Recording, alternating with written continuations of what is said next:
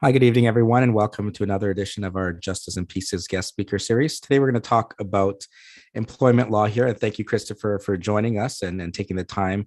Perhaps maybe, Christopher, you could tell us a little bit more about your practice, how you got into law, and we can get started from there. Sure. Thank you so much for having me. My name is Christopher Achkar. I'm the principal lawyer here at Achkar Law. We are a team of lawyers and paralegals helping mostly with employment, labor, and human rights issues. We help both employers and employees. How I got into it, I was interested during school in Marxist theory growing up. So the dilemmas between the employee and the employer and sort of the owners of the means of production was always something that is interesting to me. So that is how I got into employment law in specific.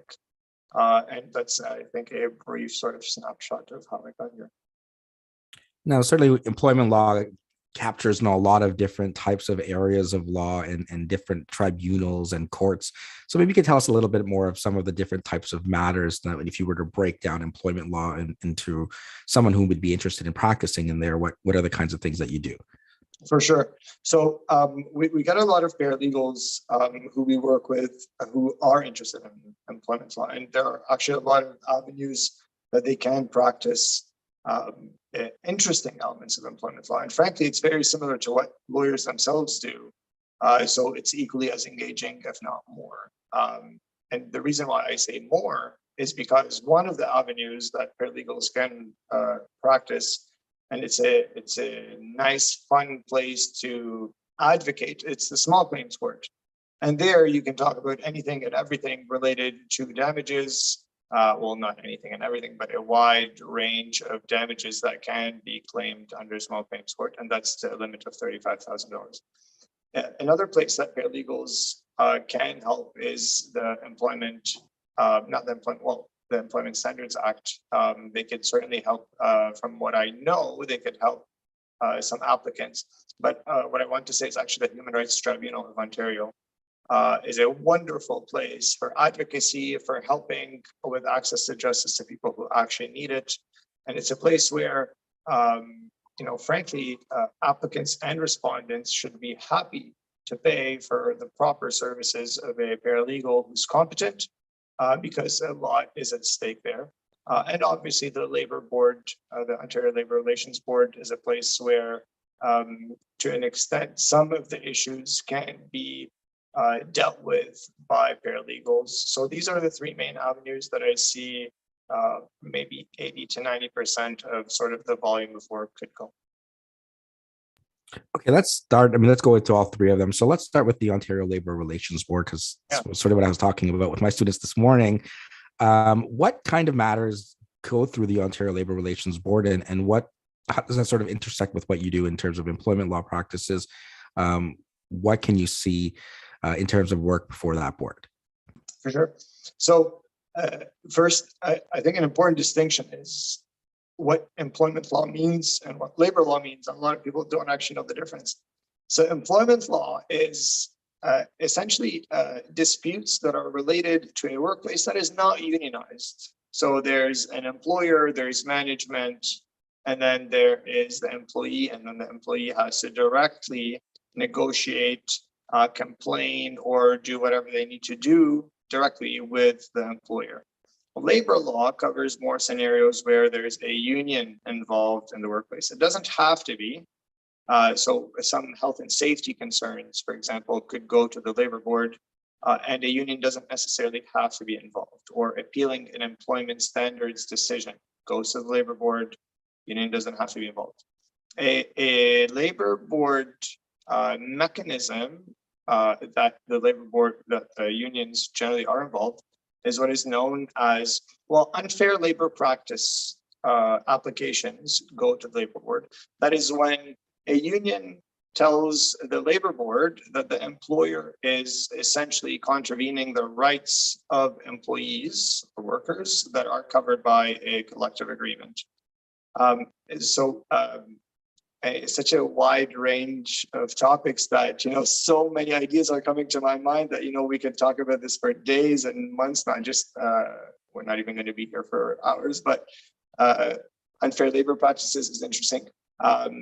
Duty of fair representation is an extremely interesting sort of advocacy exercise and an actual place that a lot of union members go when the unions don't represent them properly. So that's the labor board. It is extremely engaging and it's rewarding too. So I like it personally. Okay, so you mentioned there, the unfair practice there. What kind of happens where maybe the union or the worker feels that their union is not being fair? What sort of that process? What do they do to get it before the board? So filling out essentially a form for it, we call it a DFR, a duty of fair representation application. And it essentially outlines the grievances of why the employee or the worker feels that the union failed to represent them. And the criteria is not that complex, really. The decision has to have been made either arbitrary, discriminatorily, or it has been done without proper consideration to what is at stake. The unfortunate reality, and maybe that's beyond the scope of this talk, is how effective are those duty of fair representation applications? Not as effective as I would like to see them, but nonetheless, a legitimate process that needs to be done properly to help employees get their voices heard. And so to kind of elaborate on that, just maybe what are some ways to point out, in terms of, the DFR there, right? What would make an application stronger? What are you able to show to get the results? You're saying, look, we're not getting as effective results, but when you do see the effective results, what is it that's in the application that helps guide that principle, let's say? The problem with a DFR process is that it leaves a lot of deference to the unions themselves. So all the unions have to prove is that they've considered it and they've contemplated it and they've spoken with their lawyers about it. And if that's the case, then they've essentially sort of, I'm going to use the word issue, sort of pushed away the responsibility from them onto somebody else. We've done everything we can, so we've considered it. And that's all a union has to prove. So what an employee would have to prove is that the union did not file a grievance when they asked them to file a grievance, or did not take it seriously, or push them away, or the decision was done haphazardly and not taken seriously. These are the types of things that an employee must prove to try have a chance at this being successful. Now, one of the other things there that comes up, and everyone thinks, and first of all, thanks again about the definition or the difference there between employment and labor, because sometimes it isn't just a synonym, but now you understand it's non-unionized and unionized. But sometimes that's the process itself. You're in a workplace and you want to unionize, right? And then the Ontario Labor Relations Board is involved in how that plays out. So what kind of happens where employees get together and say, hey, we want to start a union, and how does that play out with relation to the employer side and of course to the board itself? So employees organize and say, we want to union. If they say they want to union, then they'd have to actually put this up to a vote. They'd need a certain percentage of people who want to put this up to a vote, and it's 50% plus one. When that is the percentage available, then a union would be introduced. Now, an employer has the chance to push back against the union, and an employer normally has 2 to 3 days to actually respond to an application for certification, which is what this would be called. So employees would bring an application for certification, and they would essentially put a list of who the employees that they would want to consider as part of the union. And then the employer will then get to work, and they have 2 to 3 days to essentially break down who the employees that should be considered as part of the union and who shouldn't be considered, and why. Then, based on who should be considered or shouldn't be considered, the union should not stand versus should stand. Generally, employers don't want unions to be introduced as part of the workforce. But some employers know that this is just a matter of practice, like the construction industry. So yeah, there's a level of organization that has to happen at multiple levels by the employees. First level to actually force the vote, and after that, the vote itself. Now, can employers do things like say, okay, you know what, you want to create a union, Christopher? Well, here's your 2 weeks notice. What happens, or are there things that are permitted or not permitted as a result of kind of these efforts here? These are certainly things that are not permitted. But yes, these are the types of issues that unfortunately happen when employers have a sense that there is unionization happening. And an interesting issue on that, I think it's interesting, at least Amazon unionized almost a few days ago in the States. And there was an article today or yesterday about how the Amazon chat software now just essentially erases words that have to do with unionization, with the breaks, and some other sort of keywords that would trigger the unionization. So yes, employers spend a lot of money to union bust, and that's what's known as. I mean, there are stories of Walmart's just shutting down stores entirely when there's a sense that there's unionization happening. Obviously, firing someone because you think unionization is happening is punishable, in a quite scary way. But these are big players, and bets are made, and that's litigation for you. Now, anytime when people hear union, I mean, a lot of, you're drawn to when was the latest sort of labor action, whether there was a strike or a lockout or something like that. Are there rules that kind of govern? Sometimes you're thinking, hey, they were just on strike like 2 years ago. How come we're having another strike? Pick whatever industry. Is there anything that are they allowed to strike at any time, or can the employer lock them out at any time, or is there any kind of rules that kind of govern that process before the board? Yeah, so when you see that, they just had a protest sort of 2 years ago, why is it coming up again? It's interesting that you say 2 years ago, because it is in form of sort of timelines that these things happen. It's in cycles. So collective agreements are negotiated and they expire at a certain point. So nearing the expiration of a collective agreement is when unions start essentially ramping up pressure to get more and negotiate harder on the collective agreement or collective bargaining table when negotiating this new agreement. So protests and sort of lockouts and so on don't happen at random points generally. They happen closer to certain dates when collective agreements are about to expire or have expired in some situations. Collective agreements have expired and teachers continued to work. I believe it was a few years ago when a collective agreement had expired already, and they continued to work. And then protests started happening. It was 2 years ago, I believe.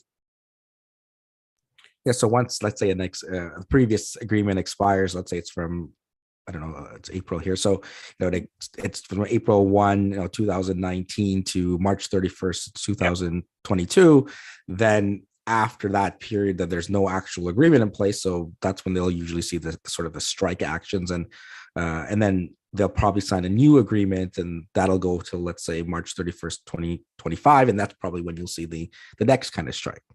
You got it. So there are clauses in collective agreements that essentially stop employees from picketing, or and they also stop employers from locking out employees, save and except for some situations. So it is when a certain collective agreement is expiring or has expired that these sort of power struggles start happening, and we start seeing them on the outside. Now, the other word that comes up a lot is grievances, and maybe you can tell us what a grievance is and kind of how that process works. Sure. So a grievance, we actually touched on that a bit earlier. A grievance is nothing but a complaint filed by your union against your employer, and that goes through different processes. And a grievance happens whenever there's a complaint for issues like overtime worked and not paid, when there's bullying and harassment, when there's all sorts of issues that are related to the employment that has not been dealt with properly by the employer. Now, these grievances happen and they should happen, and the union must file a grievance as soon as the employee says, please file a grievance for me based on these issues. They should consider it. Now, there's a huge misconception, and we get a lot of calls actually from employees who are unionized, and they say, my union leader or my member or my union rep told me I actually can't call you guys and I can't speak with a lawyer because I'm represented by a union. Is that true? And the answer to that is absolutely not. It's not true. And I don't say this because I'm a lawyer. It's a fact that employees can elect to either use their union or a lawyer when it comes to human rights. Now, the issue is the majority of workplace disputes have human rights issues related to them. Now, if they don't have human rights issues related to them, you cannot use a lawyer. You have to go through your union and file a grievance. It's nothing but a complaint. It's like a statement of claim. Well, not nothing but a complaint. It's important, but that is the initiating process to start the complaint. Now, if it is strictly employment related, no human rights, you file a grievance and you go with that. If it isn't and it has human rights elements to it, you have the absolute right to go with your employer or with your lawyer as opposed to a union. Now, this is different for federally regulated employers versus provincial, but it's not so different, and the difference is not that important. Excuse me. I mean, I think we will continue on that point there. So if there's a element of a human rights issue, right?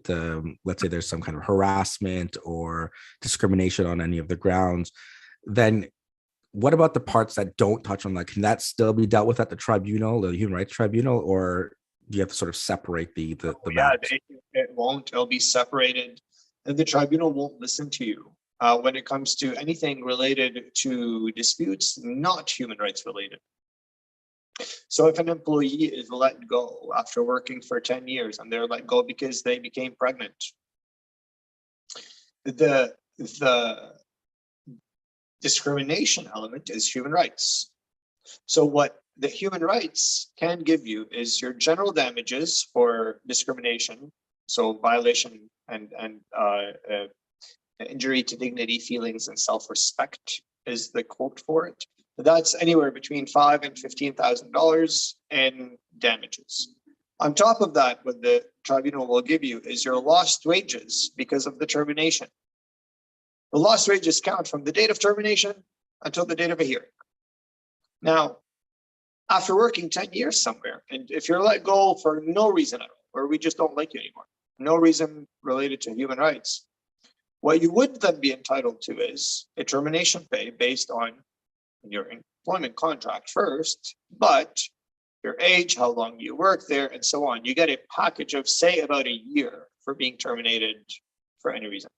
Now, if you go to the tribunal and you say, look, I was terminated and I worked for 10 years, so I should be getting a year, they will say, no, we don't, this is not up to us to give you them. But what we will give you is we'll see if there was discrimination. And if there was, we'll give you your general damages. And after that, we'll give you lost wages. Now, a very tricky sort of bonus question for everyone joining is, how then do you balance what's worth more to us or to a client, to your client? Is it going for a package that is worth 1 year at superior court or even at small claims court? If someone makes $40,000, for example, you can go for $35,000, what you're allowed to. Or do you go to the tribunal? And that's a tricky question. The answer to is rarely one answer.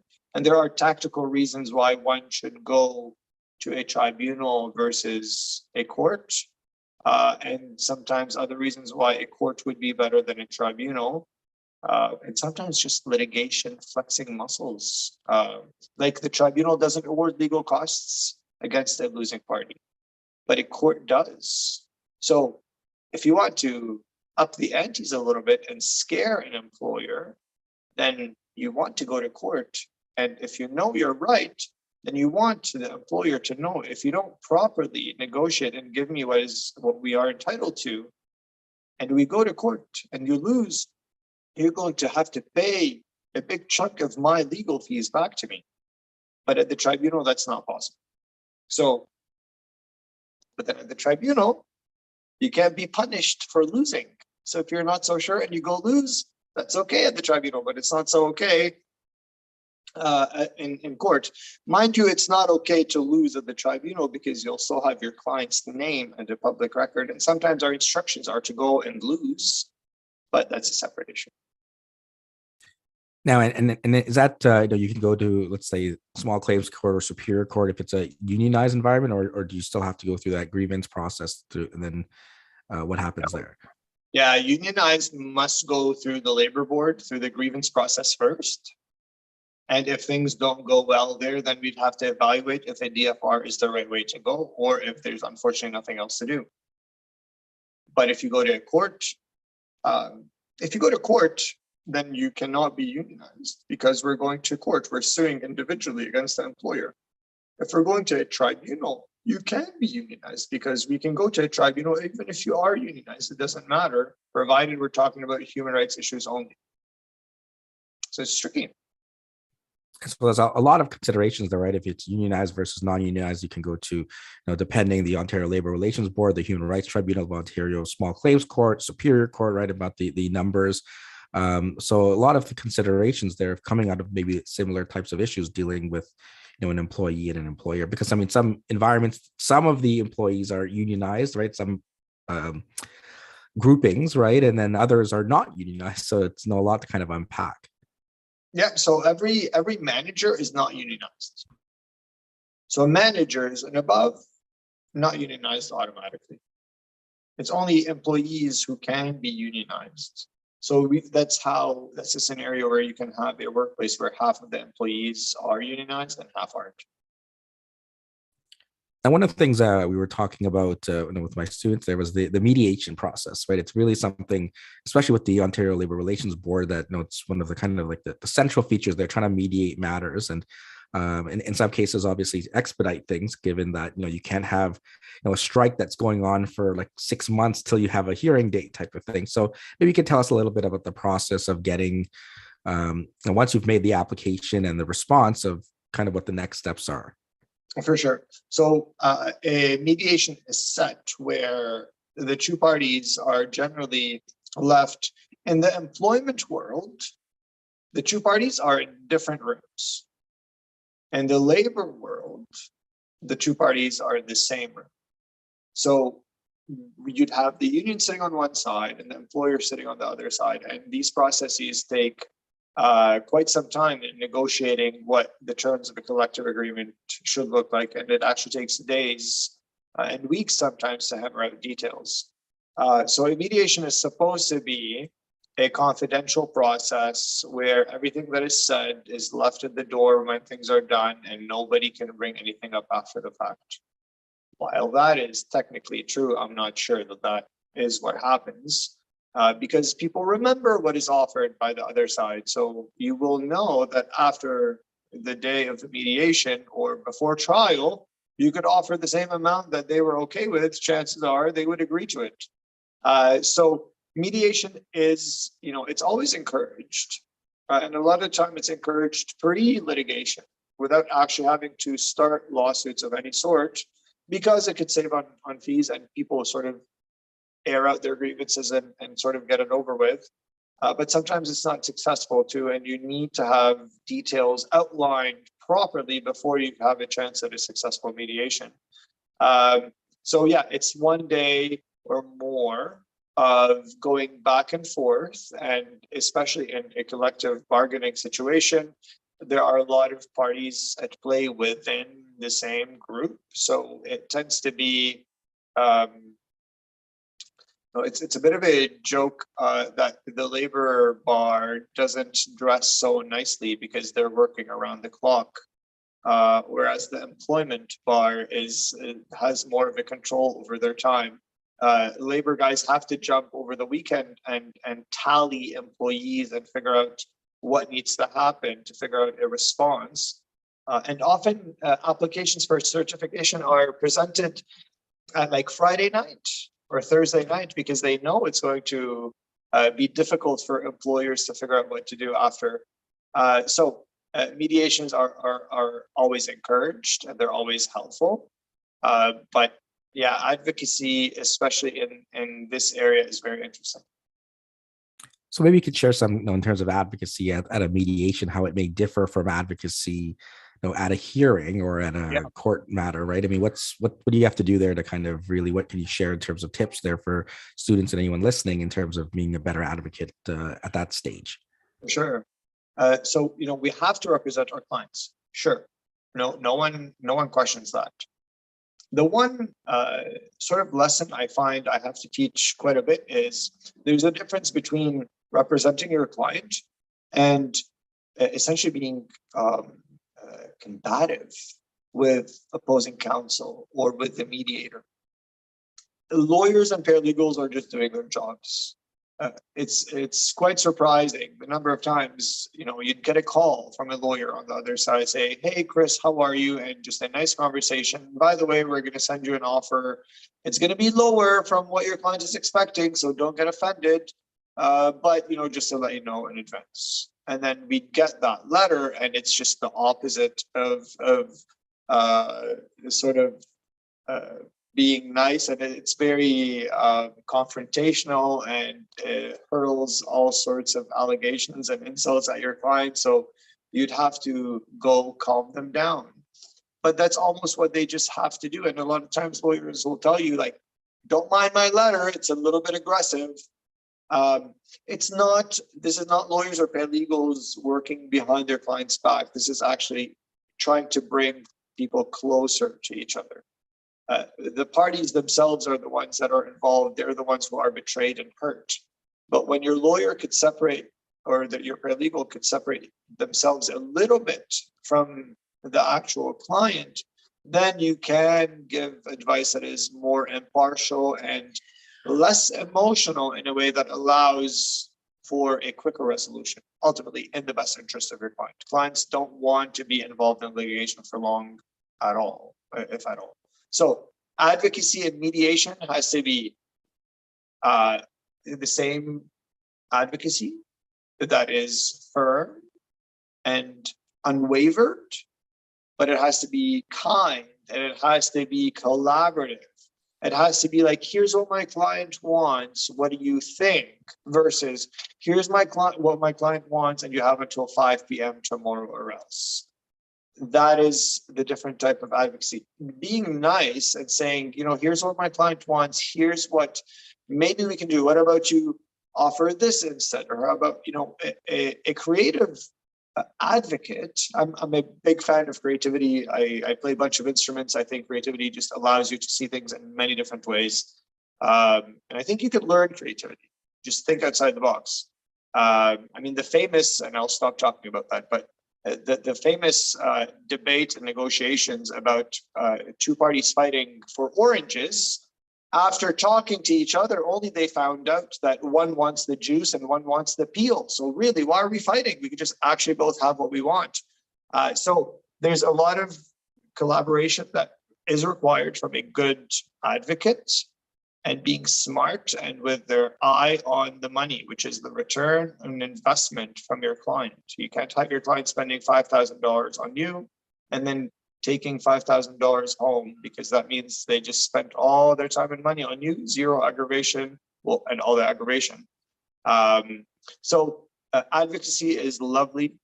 I can't say I've mastered it in any way, but you have to listen, I think, to be a good advocate, and to play the room, read the room. You can't just be the same person in front of a judge that you are in front of your clients, that you are in front of opposing counsel.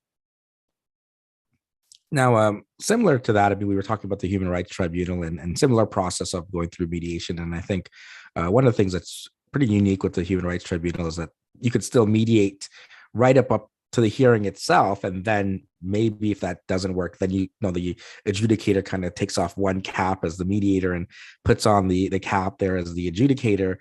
How does that kind of work out when you're preparing and you get to that stage of, is this the last chance of a resolution, or are you thinking, okay, well, let's get ready for the hearing, or how do you kind of allocate your time there? You're preparing to go to hearing. You're going to a hearing and you are preparing your opening arguments and your closing arguments and the arguments in between and your examination. You're preparing as if everything is going to go through, because it's a last ditch effort on literally the half day first. So it's mediation arbitration that happens on the same med arb that happens on the same day of, and not all parties agree to it. Some parties may be hopeful, like, we may get to an agreement. So you can't go there not being prepared fully for a hearing when the other side is not willing to negotiate anymore. So yes, preparation is key, and you always have to be prepared as if you're going. But yes, you can negotiate, from the day that you are hired all the way to the steps in the courtroom or a tribunal. And a lot of agreements and settlements happen literally on the day of, in the morning of, when you know that case like that it's the back of your hand. But yeah, these happen, and that's absolutely normal. And then your client's like, oh, if we only had come up with this resolution like 3 months ago before you started doing all that work, then it would be better, right? So I mean, how important in terms of trying to reach a resolution, as you mentioned, you can start it as soon as you're retained, right? I mean, rather than wait till both sides go through that preparation and then they reach an agreement they could have reached months before. For sure. You can always try, and you should always try for a quicker resolution. But you don't want a resolution so quick, because then you start questioning yourself. If someone agrees to give you $100,000 in one day, I wonder what else they're hiding. I'm the type of person who thinks about my own actions even after the fact. Sometimes it's too late, but that's just how life is. So you don't want also to look like you are waving a white flag right out of the gate, too big of a white flag, also because then you're not taken seriously. So while you want to convey that you're open for resolution and settlement, and you want to say that you're open to it, you want to be clear that you know what your client is entitled to. And if you have to say that, these are my client's expectations, sure, they maybe are on the higher end, but these are my instructions and that's what I have to do. And that's perfectly legitimate. And frankly, that could yield some results too, when they see that things are not fully in your hands. That could be a tactic too for negotiations. So yeah, it's interesting how much one can do when you try to be smart about where you want to end up and faster. But yeah, you don't want to settle too fast. I mean, you do, but you don't want to give up too much of your position too fast. And I wonder how much you can avoid giving up on your position if you're going to settle within a few days. I think you have to show that you're actually ready to not settle. You have to show that you're ready to go in front of a judge, and that is how you get the other side to know that you are serious and you mean business. Now we've talked about the Labor Relations Board, the Human Rights Tribunal, small claims. Now, what are kind of let's maybe look at paralegals specifically, since most of my students are paralegals and can in practice and in those main areas that you've highlighted there. So what are the kinds of things that, to be better prepared for those type of matters, that come across your desk or your firm's desk that would be, useful to kind of know about, whether it's, are there lots of wrongful dismissals? Are there lots of, issues in terms of, people being misclassified as independent contractors versus employees, or all of the above type of thing? What are some of the types of matters, maybe specifically, that you can expect if you're getting into employment and labor law? I'm a big believer of collaboration between lawyers and paralegals. I'll tell you this, that at my firm, paralegals work on the same cases that lawyers do. They draft the same material. They're treated in very much the same way. And frankly, I don't care, and nobody should, and it shouldn't matter, because your product and the outcome of your work is the outcome of your work. A lot of the advocacy is actually written advocacy. It's not oral advocacy, so you don't actually have to be a lawyer to do a lot of the work that lawyers do. You obviously have to find the right law firm to allow you to do, or for the right environment to allow for this type of work. But I personally don't see a reason to, I think it's short-sighted to have a paralegal practice and a legal practice. I think there could be just a beautiful mixture of both that could be beneficial to both and make a business or a law firm more successful. And that's what we do. So our paralegals deal with wrongful dismissals that are beyond the jurisdiction of small claims. There's obviously a lawyer who's responsible for the file and the client, but the paralegal is as responsible, and they talk to the client too, and they help too. And it's all how you get and what you prove that you can do, and hopefully the right supervisor or employer to allow you to flourish. But yeah, I mean, as far as I'm concerned, there's just no difference between the two. I mean, sure, a lawyer could go to certain motions, but how many times are we even going to court or doing things that require in-person attendance of anyone wrote? Not that often. So paralegals, I think, could help a lot. And you mentioned written advocacy there, and I think it's also important. Sometimes you forget, you watch all these TV dramas, legal dramas, and it's all about being, Annalise Keating or Harvey Specter or whoever, right, that you idolize. But can you tell us about the importance there of written advocacy? What are some tips there to be very persuasive in your writing and your submissions that sometimes get forgotten? Yeah, I mean, I'll tell you this. I had a lady who hired us because she was kind of harassed, not kind of harassed, she was harassed by her employer, who happens to be male, older, and harassment was kind of sexual in nature. One of my paralegals helped with the drafting of the demand letter saying, we're going to sue you because here's what we know. So you have 7 days to respond. And just from that one letter, I'm not sure how much I edited, but thankfully our people are trained and we love what we do, so we make sure that everything's solid. But it was mostly the work of one of our paralegals, and just from that one letter, we got an offer. It was not the final offer, but a first offer never is. But from that written advocacy and that work by itself, we got at least the indicator that they know they screwed up. Sorry for swearing.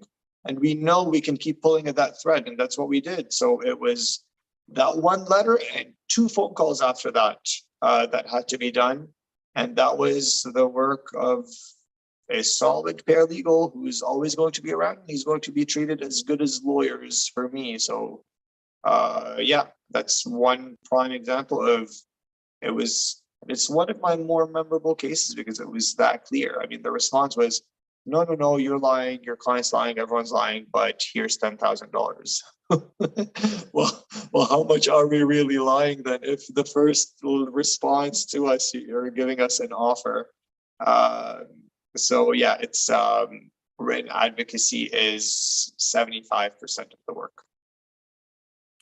Now, earlier, Christopher, you were mentioning, creativity and having, instruments and hobbies and things like that. And certainly one of the things I've talked, with many different lawyers and paralegals here is, we're in a profession, and especially in employment law, where there'll be a lot of things coming up all at once, right? Where people are getting terminated.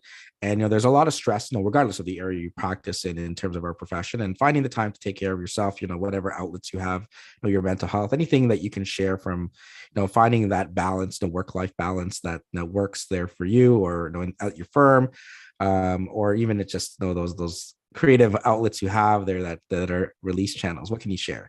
No, that's a whole different episode, John Paul. That's gonna be no. It's challenging to be in the legal industry to begin with. It's challenging on top of that to run a business and to start a business.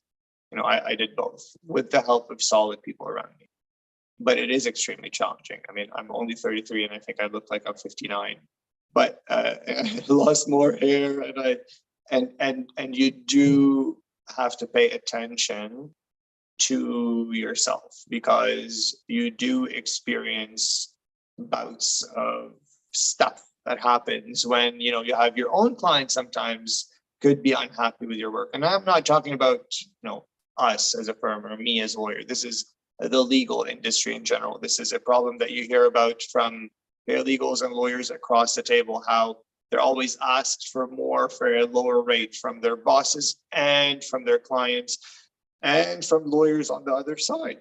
So younger lawyers and paralegals, I think, need support properly, need less work properly. The creativity of the billable model has to be looked at in detail and questioned, and see how a firm could be creative without that, to let lawyers and paralegals breathe a little bit.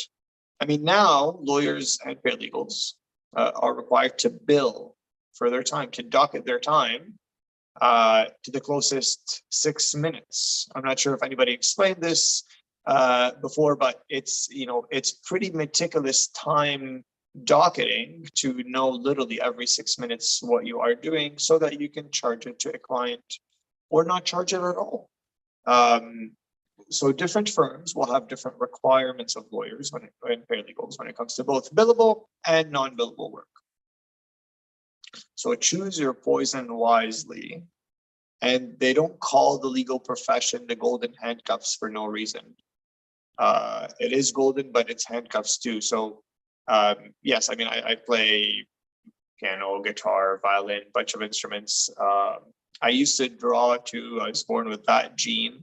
I haven't drawn anything in a while. And I'm not so sure I actually do those as a way to calm down. I'm not sure I do.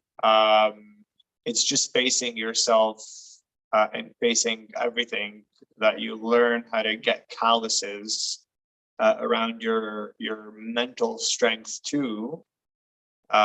So yes, paying attention and noticing yourself and how your body's reacting to some things is extremely important.